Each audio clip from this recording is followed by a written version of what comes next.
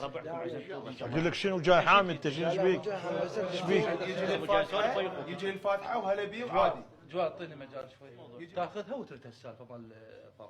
شنو اللي ياخذها؟ هي سالفه فرج تاخذها وترتاح عليه شنو؟ سولف تياك شنو تريده يجي؟ شنو نستقبله؟ يجي هاي من تالي شنو ابوي راضي؟ لو ابوي موجود راضي؟ عليك العباس ابو فاضل. العباس ابو فاضل نص صوتك نص صوتك حيدر ايش بيك؟ شو اسوي؟ شنو اسوي؟ هي الطرده قدام الواد ما يوصل اصلا. عمي تعال هاي من تالي يا عمي فرج يوصل. شنو نسيت الوعد مو قال لك قتلكم؟ اقول لك انت شنو تعلي صوتك؟ حاكيك شنو نستقبله؟ حاكيك سيد يحكي وياك حاكيك. اول مره لا تعلي صوتك.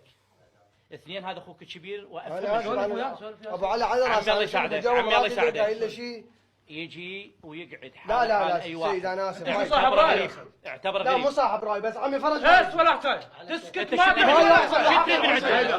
على قصر الغاتك ولا شنو؟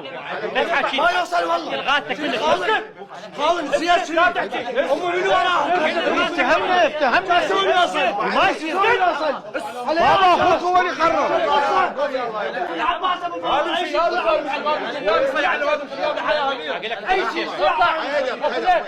شيء يصير على خليل ما راح تعدي على خير. لا والحسين ما راح قول يلا قول يلا.